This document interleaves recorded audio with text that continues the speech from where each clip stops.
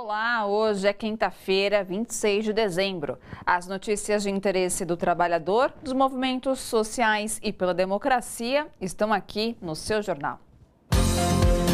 Com cerca de 12 milhões e meio de desempregados, o mercado de trabalho brasileiro é marcado pela precarização, baixos salários e falta de direitos. Ciclistas denunciam. Prefeito Bruno Covas, do PSDB, quer acabar com ciclovias na cidade de São Paulo. Comunidade LGBT de São Paulo denuncia a desativação de espaço que atendia a LGBTs da terceira idade. O que está em curso no nosso país é um projeto de destruição dos assentamentos. Em Brasília, as pessoas em situação de rua contam com boas ações nessa época de final de ano, que é tradicional, e também ao longo do ano.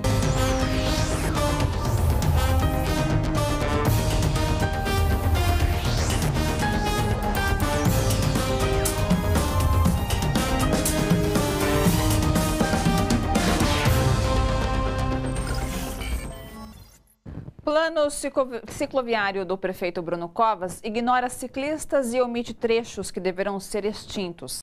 Veja na reportagem de André Gianocari. Uma das marcas da gestão de Fernando Haddad, do PT, as ciclofaixas se tornaram elemento-chave para melhorar a mobilidade na capital paulista. As ciclovias novas, elas estimulam o uso da bicicleta, que é um meio de transporte muito mais agradável, menos poluente, mais sustentável para a cidade, criando espaços públicos melhores para a cidade. A população que utiliza-se da bicicleta e que normalmente trabalha-se numa distância de 10 km por hora, ganha, além de tempo para se chegar e tempo e disposição, né, para se chegar ao trabalho, também ganha em saúde. Com mais ciclistas nas ciclovias e ciclofaixas, a gente ganha muito mais em termos de fluxo dos carros, porque cada bicicleta que você coloca na rua é pelo menos um carro que ocupa de 3, 4, 5 metros dentro do tráfego, e uma bicicleta ocupa muito pouco espaço. Então isso é muito importante para a cidade. A suspeita de que a Prefeitura de São Paulo esteja extinguindo ciclovias surgiu depois que a gestão tucana omitiu detalhes do projeto destinado a melhorias em vias exclusivas. Eles colocam simplesmente as áreas às quais vão ser remanejadas, mas eles não colocam para onde elas vão, né, qual seria a nova conexão daquele pedaço e nem exatamente qual o trecho da rua o qual ela vai ser remanejada. O plano para as ciclovias, anunciado pelo prefeito Bruno Covas, do PSDB, prevê a criação de cerca de 170 quilômetros de novos trechos. Além disso, também está previsto a reforma de mais de 300 quilômetros de via e a realocação de outros 12 quilômetros de corredor. E é justamente esse último trecho que chama a atenção dos ciclistas. Isso porque a prefeitura não revelou para onde vai o novo traçado viário a ser remanejado. Certos trajetos, como os da rua Hugo Carotini, no Butantã, e rua Professor Gustavo Pires de Andrade, na Vila Prudente, não aparecem em novos endereços. Um sinal de que podem ser extintos. Na Zona Oeste, na região da Raposo Tavares, tem bairros inteiros ali em torno da rodovia, que já é um lugar mais inseguro, que vão retirar redes inteiras cicloviárias, sem alternativa, o que é bastante ruim, prejudicando o bairro e aumentando a insegurança das vias daquele bairro. O da Vila Prudente também é ruim, tem uma via do lado, né, que é a Anhanha Melo, que já tem a ciclovia, mas a ciclovia que está ameaçada, ela atende o miolo do bairro, a região comercial, para o ciclista ir comprar alguma coisa, ir no mercado. Então tem que ter uma alternativa dentro do bairro e deixar em Anhanha Melo para uma ligação estrutural da Zona Leste, que vai até Sapopemba. Então é uma outra ligação, precisa de uma alternativa para a rua Gustavo Pires, que ainda não está dada, não está apresentada no plano. Segundo o representante do Ciclocomitê Paulista, a decisão da prefeitura ocorreu sem consulta popular. Apesar de nós termos passado por 11 workshops com a população, mais as subprefeituras, tanto a CET quanto a Secretaria de Transportes e Mobilidade não nos consultou a respeito das supostas retiradas. Eles consideram como requalificações, mas pelo que nós estamos vendo pela cidade toda, são realmente retiradas. Para o pesquisador do IDEC, existe pressão de vereadores para que as mudanças da prefeitura não cheguem ao conhecimento da população. Algumas das remoções previstas na apresentação que a prefeitura fez são decorrência dessas pressões de alguns vereadores da base aliada hoje. Então precisa aumentar o debate na Câmara, precisa trazer dados e a Câmara precisa ser pautada por políticas públicas baseadas em dados e não só em achismo ou em oposição pura, simples. E olha só isso, em plena véspera de Natal, Jair Bolsonaro publicou uma medida provisória que altera as regras para a escolha de reitores de universidades e institutos federais. A medida provisória, publicada na véspera do Natal, em edição extra do Diário Oficial, fixa pesos diferentes de voto na eleição da reitoria de universidades federais. Professores terão peso de 70%, já servidores e estudantes, 15% cada. Antes da MP, boa parte das universidades determinava pesos iguais para docentes, alunos e funcionários. A medida provisória estabelece a mesma regra para a definição de reitores de institutos federais, antes escolhidos por eleição direta. Além disso, o texto também prevê que diretores dos campi e institutos que eram eleitos pela comunidade acadêmica sejam nomeados pelo reitor escolhido. A MP, que tem força de lei, precisa ser aprovada pelo Congresso Nacional em até 120 dias. Professores, reitores e entidades como a Associação Nacional de Pós-Graduandos afirmam que a comunidade universitária não foi consultada e que o texto reduz a autonomia das universidades. E antes de fechar 2019, o ministro da Educação, Abraham Weintraub, deu mais um tiro nos pés. Dessa vez, o alvo foi Jair Bolsonaro. Abraham Weintraub compartilhou no Twitter uma publicação chamando Jair Bolsonaro de traidor após ele sancionar o pacote anticrime de Sérgio Moro sem vetar a criação da figura de um juiz de garantias. O ministro da Educação até tentou justificar a publicação, mas a internet foi mais rápida. Abraham Weintraub disse que estava num navio com, abre aspas, internet intermitente, fecha aspas. Por isso, retuitou a mensagem sem querer. Só um detalhe, antes de compartilhar qualquer publicação nas redes sociais, o próprio Twitter pede uma confirmação de que você realmente quer fazer aquilo. O governador do Rio de Janeiro, Wilson Witzel, cortou 86% dos recursos da Polícia Técnica para o ano que vem e promete continuar com mais ações de confronto. Alexandre Siconello, consultor da Rede de Observatórios da Segurança Pública, analisa os impactos dessas medidas. A reportagem é de Adriana Maria. O orçamento de segurança pública no estado do Rio é o maior orçamento de todos os estados brasileiros. São 16% do orçamento do estado que vai para a segurança pública. São 12 bilhões, mais de 12 bilhões de reais. Então, assim, não há falta de recursos para a segurança pública. O que há é um direcionamento equivocado da política. É uma política para o enfrentamento, uma política da guerra, que requer a contratação, de um contingente de policiais muito grande e que tem drenado os recursos do Estado para outras políticas sociais e para o próprio investimento na segurança pública, porque basicamente você paga, você mantém o pagamento dos policiais da segurança e não tem dinheiro para o investimento.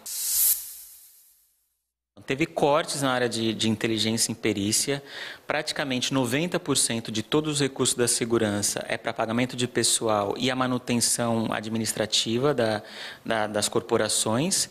A gente está falando de 12 bilhões de reais para a segurança e para a perícia vai ser investido somente 800 mil reais, que não é nada. Se a gente for pensar que é manutenção de equipamentos, aquisição de equipamentos de perícia, insumos como luvas, tem o Instituto Médico Legal, toda a polícia técnica que faz, que elabora as provas para o inquérito policial, você está completamente sucateada no Estado. A lógica do confronto e da guerra na segurança pública requer que você tenha muitos policiais na rua, nessa lógica de você fazer uma operação, fazer uma outra operação sem ter uma estratégia, trabalhar com a inteligência e trabalhar com a prevenção. Isso significa que você drena todos os recursos que poderiam ser usados para uma melhor investigação, para você ter uma operação policial que gere provas ou desmonte estruturas criminosas. Então fica uma aparente sensação, para algumas áreas da cidade, obviamente, de que há mais policiais na rua, mas na verdade a investigação e a prevenção ao crime fica em segundo lugar. O que a gente vê são operações desvinculadas de investigação, que produzem pouquíssimos resultados e ocasionam muitas mortes, tanto da população que vive amedrontada, principalmente nas favelas do Rio de Janeiro, como para os próprios policiais. Na capital federal, cerca de 3 mil pessoas vivem em situação de rua. E nesta época do ano, esse número cresce ainda mais. Pensando nisso, moradores e ONGs promoveram ações para ajudar essa população. A reportagem é de Camila Piacese. Segundo Rogério Barba, ativista social, esta época de festas é marcada pela caridade dos moradores da capital do país. E o número das pessoas em situação de rua aumenta em 4 vezes mais. Porque praticamente ela fica 4 vezes maior. Mas são pessoas que passam só o mês de dezembro aqui e depois voltam para suas casas. Tem muitas atividades em relação a Natal, distribuição de cesta. Aí o pessoal que mora no entorno, até mesmo que mora um pouquinho mais afastado aqui em Brasília, vem para essa região central. Vem para cá para conseguir doação de cesta, conseguir coisas para melhorar a situação deles. No centro de Brasília é possível ver vários deles morando nas ruas. Neste mesmo local foi observado boas ações, como a Associação Barba na Rua, que realizou um Natal para a população em situação de rua na rodoviária do Plano Piloto. Tem também o Banho da Fé da ONG Futuro e Esperança, que fornece banho quentinho à população em situação de rua em um ônibus adaptado com 2 chuveiros quentes. Também doa material de higiene e roupas limpas. A importância do banho para eles é muito importante, porque eles entram uma pessoa, aí eles sai outra pessoa. Então a gente acredita que dá muita dignidade para essa população em situação de rua aqui de Brasília. Esse banho, para mim, significa tudo. É muito importante, né? Já pensou a gente morar na rua e ter um lugarzinho para tomar um banho, né? É bem mais confortável, né? O México denunciou nesta quarta-feira o aumento da presença de forças de segurança bolivianas próximo à embaixada em La Paz, onde ex-integrantes do gabinete do governo do ex-presidente Evo Morales buscaram refúgio. A informação é do subsecretário para a América Latina e Caribe da Secretaria de Relações Exteriores mexicana, Maximiliano Reis. Juan Ramón Quintana, ex-titular do Ministério da Presidência, é um entre vários ex-ministros que estão refugiados na sede diplomática. Contra ele, o governo boliviano emitiu uma ordem de prisão alegando instigação à delinquência, terrorismo e financiamento do terrorismo. Em nota diplomática endereçada ao Ministério das Relações Exteriores da Bolívia, o México disse que existem drones sobrevoando a residência do embaixador, descrevendo a situação como uma intromissão indevida. As relações entre os dois países estão tensas desde que o México concedeu asilo a Evo Morales, que renunciou em 10 de novembro mediante um golpe de Estado. Nós vamos fazer um rápido intervalo e voltamos já já. Não saia daí.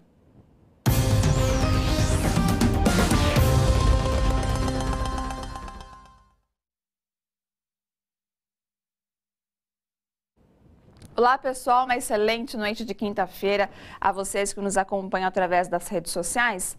Eu vou ler o comentário agora do Gabriel Silva. Em São Paulo, o uso da bicicleta é um meio precioso para se locomover. Um veículo que protege o meio ambiente e que ajuda a dar mais folga ao trânsito. A Maria de Fátima Leal, países subdesenvolvidos são contra as ciclovias. Bom, eu vou ficando por aqui agora, viu? Vocês continuem participando que daqui a pouco eu volto para ler mais comentários.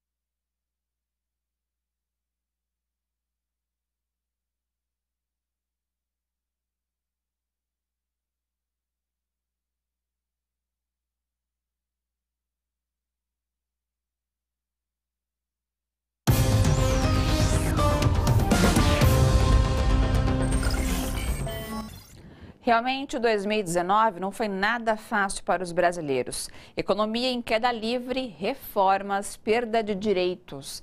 E o pior, o ano termina com cerca de 12 milhões e meio de pessoas desocupadas. A nossa equipe do Rio de Janeiro mostra como o desemprego no Brasil e como a precarização marcaram o mercado de trabalho. A reportagem é de Viviane Nascimento.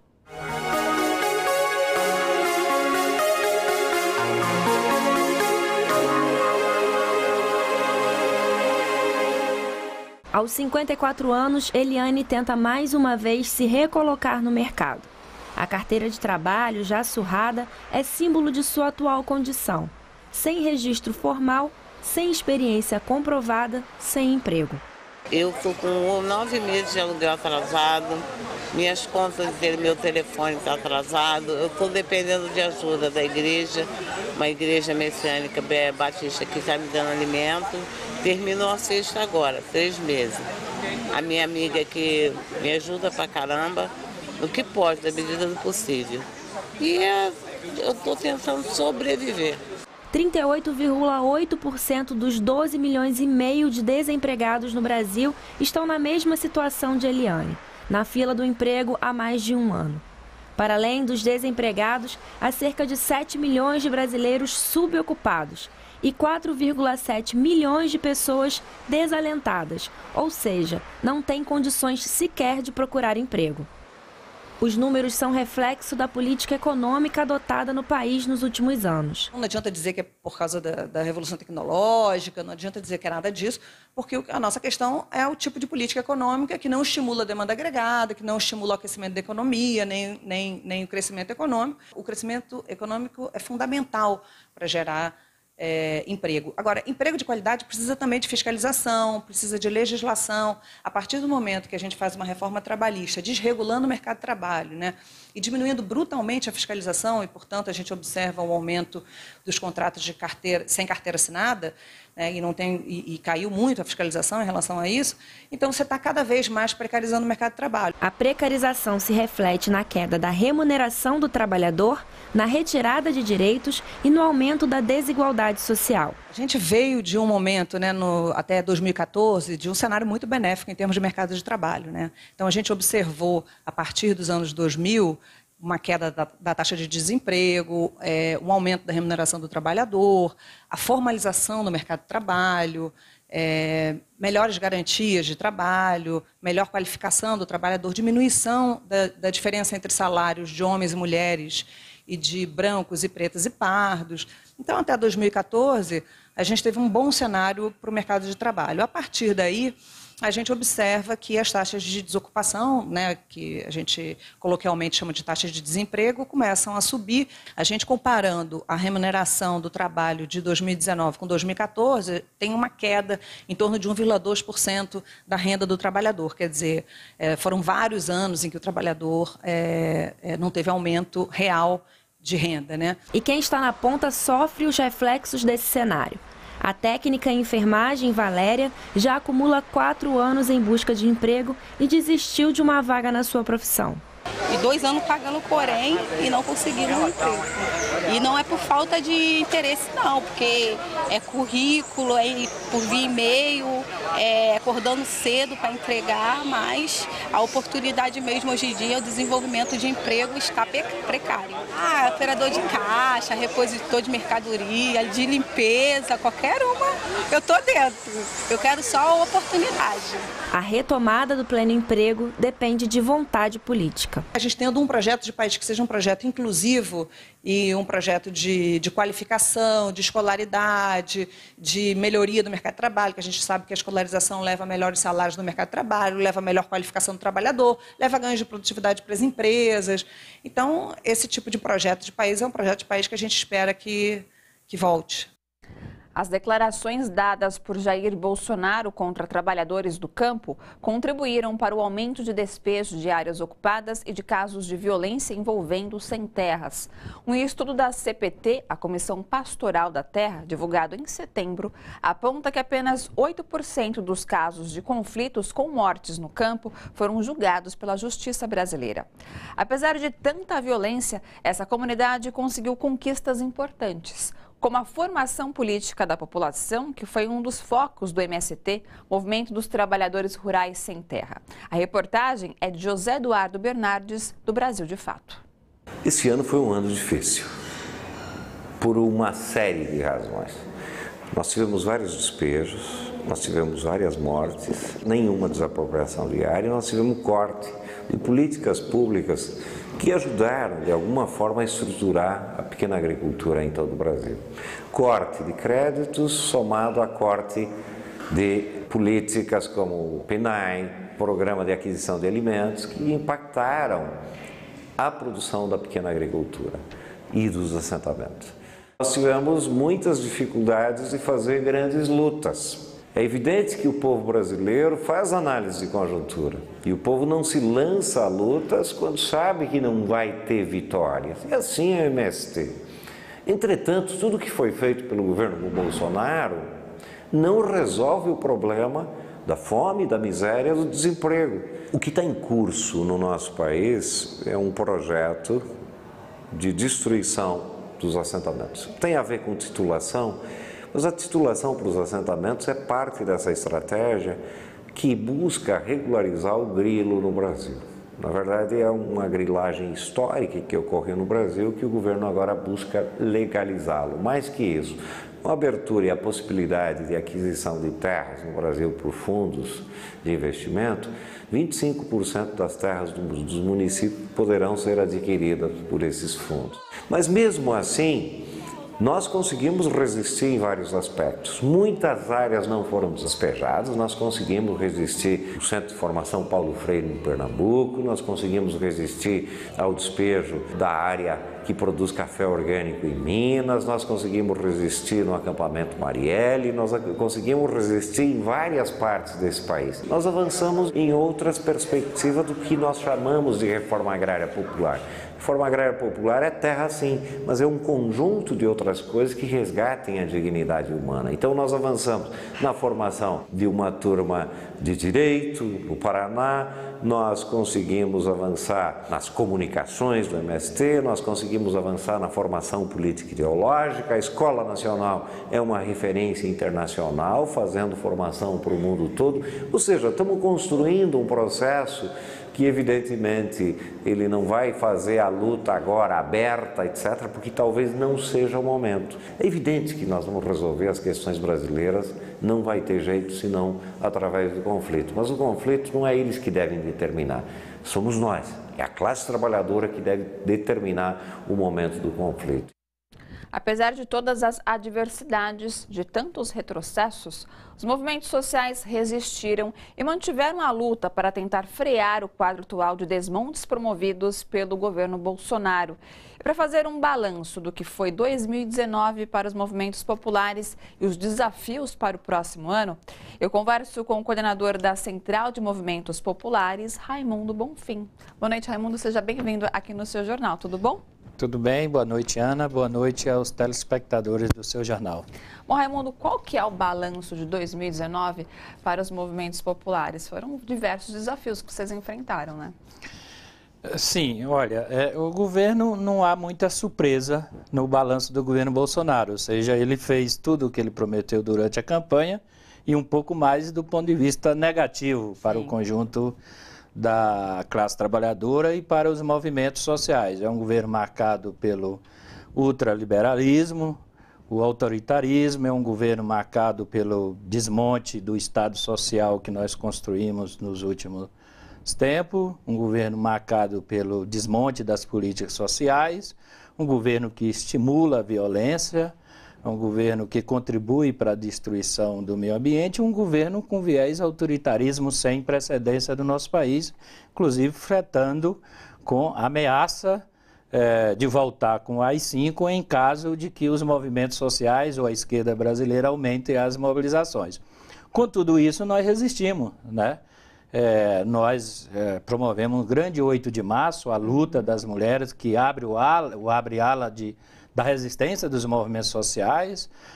O mês de maio também foi muito importante para nós, naquelas mobilizações que ficou conhecida como 15M, dos professores, mas também o conjunto dos movimentos sociais, o 30M, que foi os estudantes ali também, em conjunto com os professores e o conjunto dos movimentos sociais. Dia 14 de junho nós realizamos uma grande greve geral no nosso país. Então, apesar desses ataques todos, nós resistimos, né? E, digamos assim, não fosse a resistência do conjunto dos movimentos sociais, muito provavelmente nós estávamos numa situação ainda pior, o que já é grave, 12 milhões e meio de desempregados, né? O aumento da violência, o genocídio contra a população das nossas periferias, tragédias, inclusive por conta do estímulo da violência do governo Bolsonaro.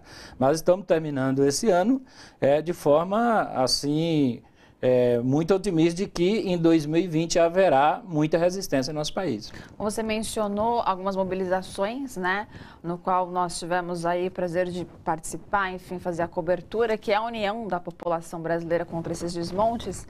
Mas por que você acredita ainda, Bonfim, que apesar de todas essas mobilizações, ainda os movimentos populares são descriminalizados, né, são atacados, e por que ainda uma parte da sociedade ainda se mantém um pouco reprimida enquanto aceitar movimentos populares? É muito importante. Por que o movimento social são tão criminalizados e tão odiados por uma parte da sociedade? Porque as elites desse país, os meios de comunicação assim o tratam. Porque são os movimentos sociais e mais os partidos de esquerda, as forças democráticas populares, que oferecem a resistência quando um projeto ultraliberal que quer ser aplicado no país é imposto por governante como o Jair Bolsonaro. Então, é a resistência dos movimentos sociais.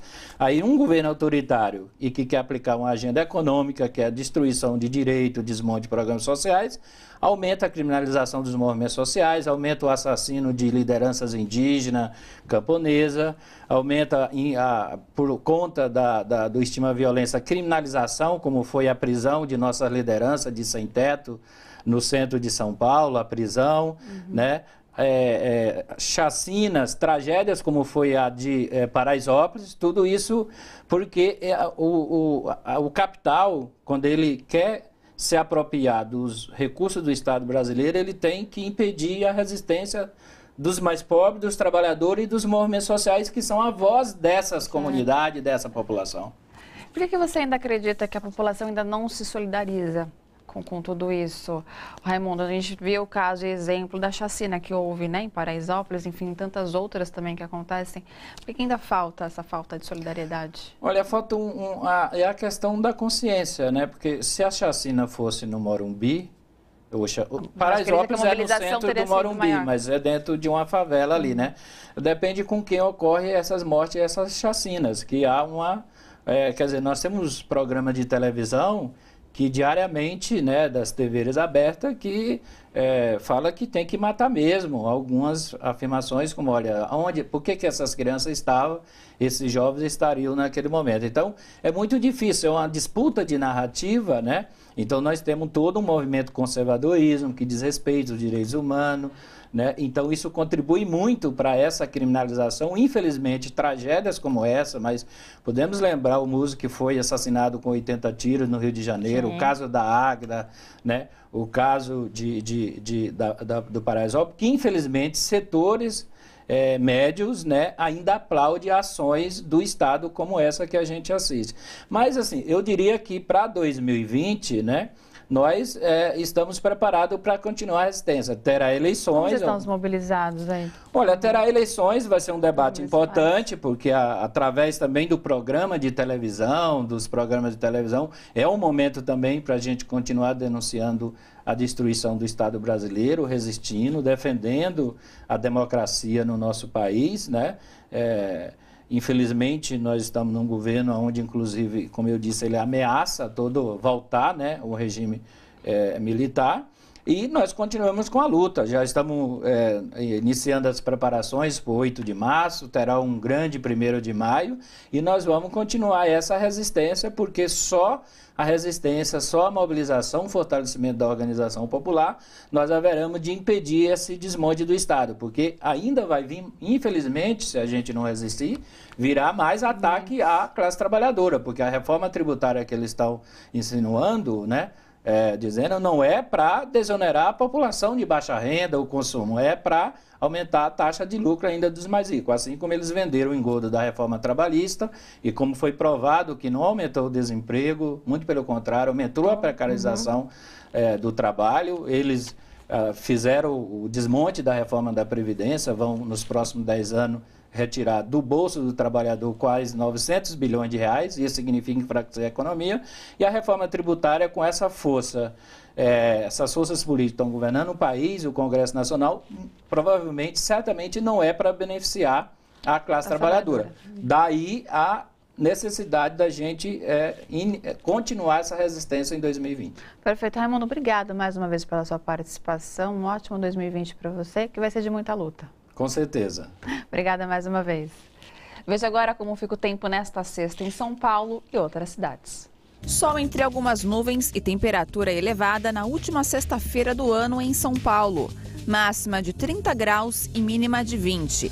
Não chove. Umidade relativa do ar em média de 60%. Índice ultravioleta extremo. Mesma situação em São Bernardo do Campo. O dia amanhece encoberto com aberturas de sol no decorrer do dia, sem chuva.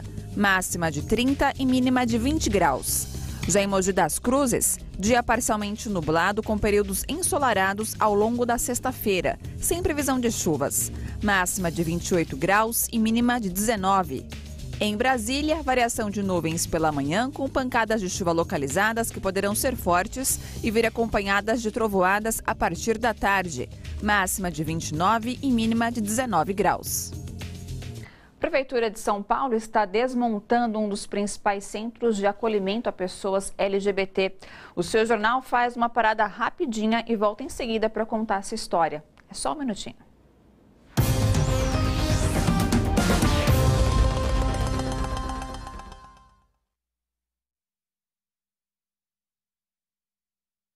Pessoal, de volta aqui com seus comentários, eu leio da Maria de Fátima Leal.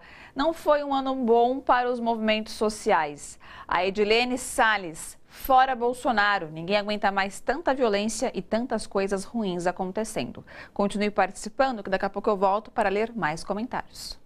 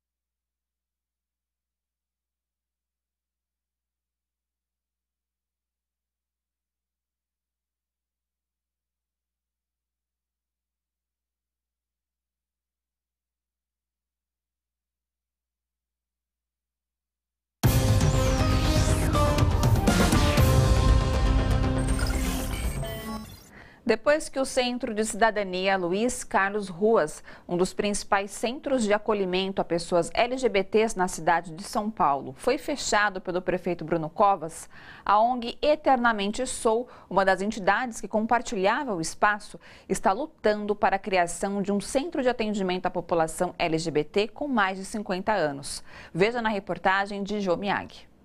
Idosos sofrem com o preconceito, LGBTs também. E os LGBTs na terceira idade sofrem ainda mais com esse duplo preconceito. Quando você passa a ser idoso, você começa a ficar invisível. Quando você é um LGBT idoso, você passa a ser duplamente invisível. Por quê? A maioria dessas pessoas, elas não tem um acolhimento familiar. Quando elas eram jovens, elas saíram de casa, elas foram fazer outras coisas da sua vida para poder viver sua orientação sexual adequadamente. Quando a velhice chega, muitos desses idosos que não têm condições financeiras ou que não conseguiu montar uma estrutura melhor para a sua existência, eles passam a depender da família. Quando eles voltam para o núcleo familiar, eles têm que deixar, muitas vezes, eu pessoalmente tenho vários depoimentos com relação a isso, muitas vezes eles têm que deixar de ser LGBT. Neste casarão histórico, no centro de São Paulo, até novembro funcionava uma instituição pública que atendia a população LGBT, incluindo os idosos. Tinham várias atividades, dentre elas oficinas de canto, teatro. Você tinha rodas de conversa, onde vinham vários profissionais, né, que vinham para fazer uma roda de conversa mesmo, né? Então existiam também a assessoria jurídica, assessoria psicológica e, além disso, uma série de outras atividades também, né? De acordo com a administração Bruno Covas, as atividades do Centro de Cidadania Luiz Ruas não foram encerradas, mas transferidas para outro centro de atendimento. O desmonte desse espaço para concentrar em outro bem menor não é uma boa solução, afirmam os militantes da causa LGBT. A organização social Eternamente Sou perdeu o espaço para atender a população LGBT idosa. O idoso precisa de regularidade. Ele precisa conhecer o lugar, precisa ter acesso, o lugar precisa ser acessível. Enfim, tem várias questões envolvendo essas velhices, né? Os LGBTs lamentam os desmontes dos programas sociais para esse segmento nas esferas municipal, estadual e federal. Existem, por exemplo, editais em que existiam, né? Acho que assim, existiam editais específicos para o segmento LGBT, na área da cultura, por exemplo, né? Que é o PROAC, né, que é o programa do governo do estado de fomento à cultura, em que existia, por exemplo, 2 ou 3 editais que eram específicos para LGBT. Isso já não existe mais. Então, esses retrocessos todos estão fazendo com que o segmento LGBT tenha que reagir perante todas essas obstruções, né? Para continuar as atividades de apoio aos LGBTs idosos, a Eternamente Sou criou uma vaquinha via internet. A intenção? Abrir um espaço próprio. Nós criamos agora uma campanha de crowdfunding, um financiamento coletivo, que está na benfeitoria.com/eternamente-sou e que é fundamental para a existência dessa ONG. A contribuição online para auxiliar a Eternamente Sou a manter o espaço para a população LGBT idosa deve ser realizada no site benfeitoria.com/eternamente-sou.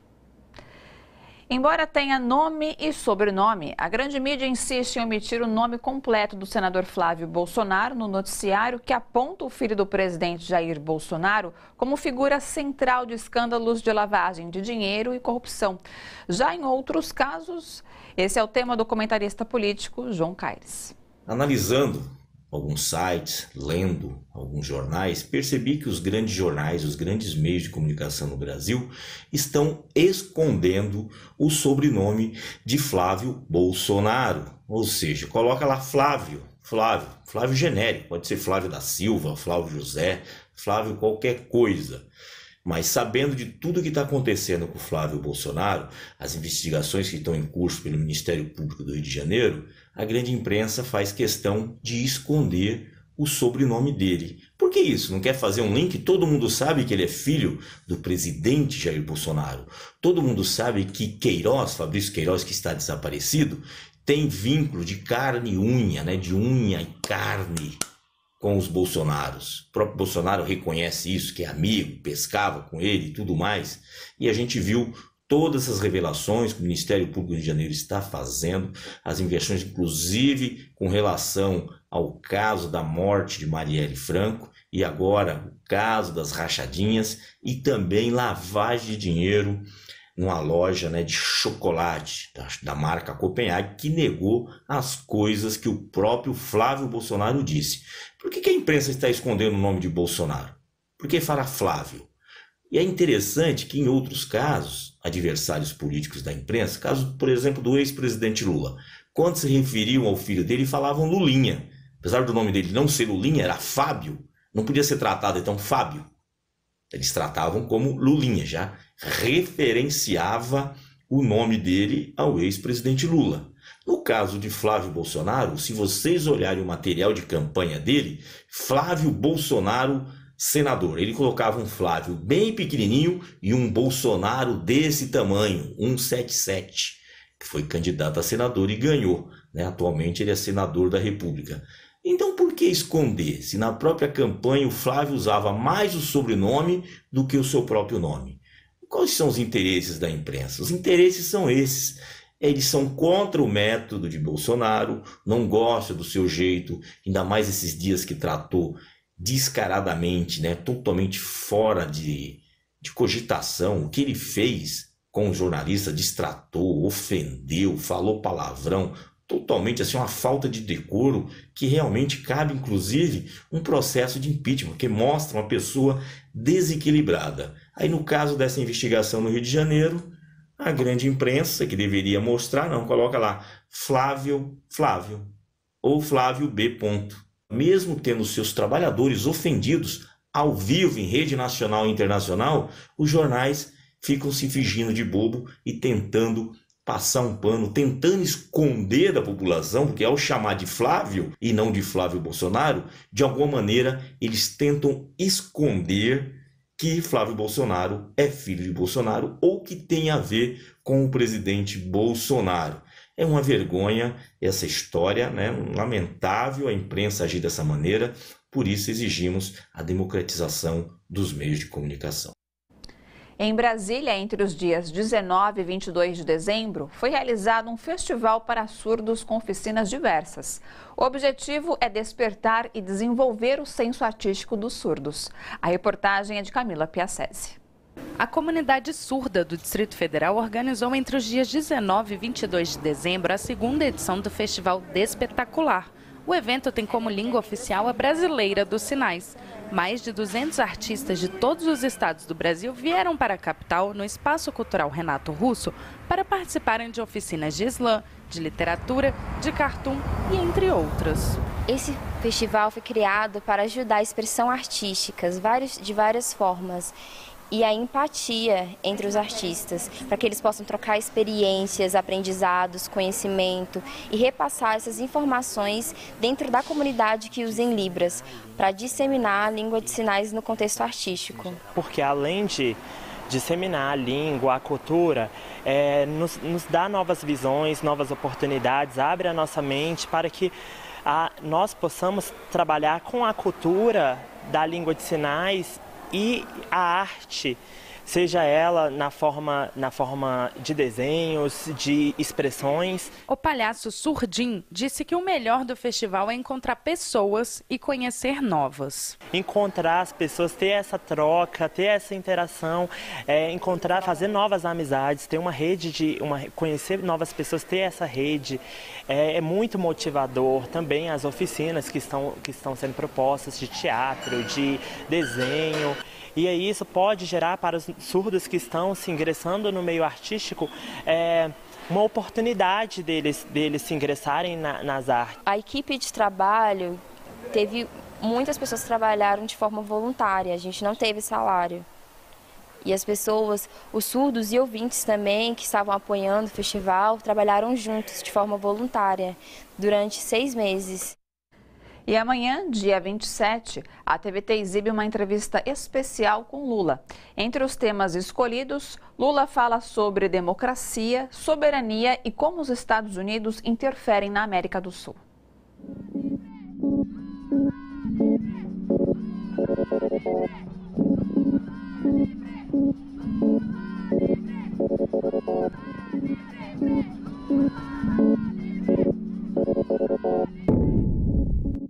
Eu vou lutar até os últimos dias da minha vida para que esse país recupere a soberania. O Maduro se sustentou no poder porque o povo da Venezuela garantiu.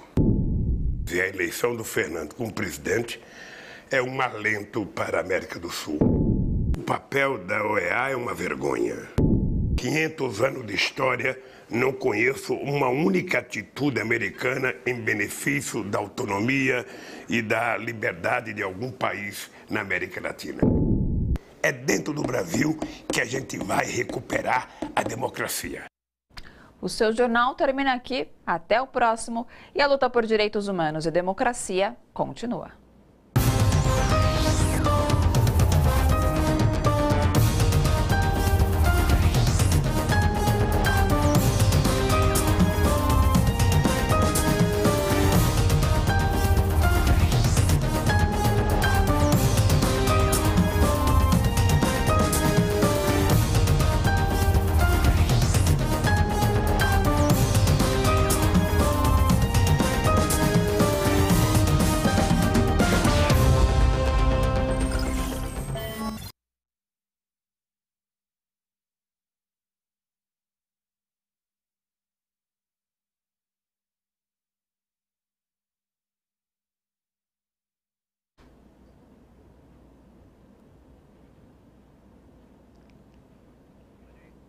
Pessoal, de volta com os comentários, eu leio do Joel Bandeiras.